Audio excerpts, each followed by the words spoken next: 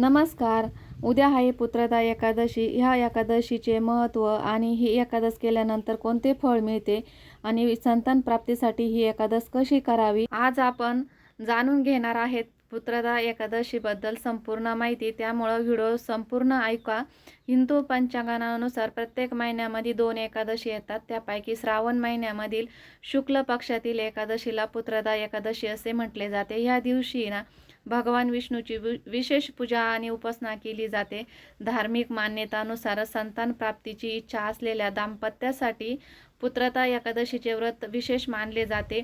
या दिवशी भगवान विष्णूची मनोभावे पूजा करून संततीसाठी प्रार्थना केली जाते. असे मानले जाते की ह्या व्रतामुळे कुटुंबात सुख, शांती, संतती, आरोग्य आणि दीर्घायुष्य लाभते आणि भक्ताला पुण्य प्राप्ती होते. आता जाणून घेऊया पुत्रदा एकादशीची पूजा कशी करावी.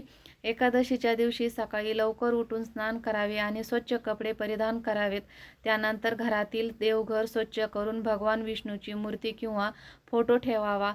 दिवा आणि धूप दीप लावून भगवान विष्णूंना तुळशीपत्र, फुले, फळे आणि नैवेद्य अर्पण करावा. त्यानंतर ओम नमो भगवते वासुदेवाय या मंत्राचा श्रद्धेने जप करावा. पुत्रदा एकादशीची कथा वाचावी किंवा ऐकावी आणि शक्य असल्यास दिवसभर उपवास करावा. आता प्रश्न येतो की एकादशीची दिवशी काय खावे.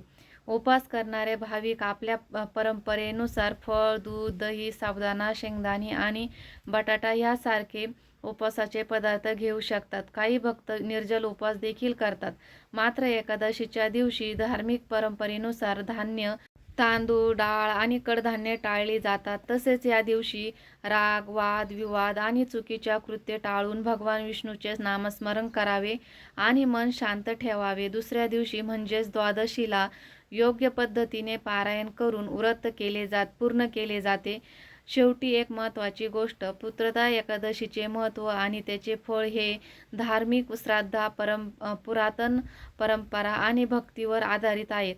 संतान प्राप्तीबाबत कोणतीही वैद्यकीय अडचण असल्यास केवळ व्रतावर अवलंबून न राहता योग्य डॉक्टरचा सल्ला घेणेही आवश्यक आहे. तर चला भगवान विष्णूच्या चरणी प्रार्थना करूया. हे भगवान विष्णू, सर्व भक्तांवर आपली कृपादृष्टी राहू दे. प्रत्येकाच्या घरात सुख, शांती, आरोग्य आणि समृद्धी नांदू दे. ओम नमो भगवते वासुदेवाय. जय श्री विष्णू. तर हा व्हिडिओ तुम्हाला कसा वाटला कमेंटमध्ये नक्कीच सांगा. आवडल्यास लाईक, शेअर आणि सबस्क्राईब करा आणि पुढची कोणती माहिती हवी असल्यास कमेंटमध्ये नक्कीच सांगा. भेटू पुढच्या व्हिडिओ. तोपर्यंत बाय. धन्यवाद.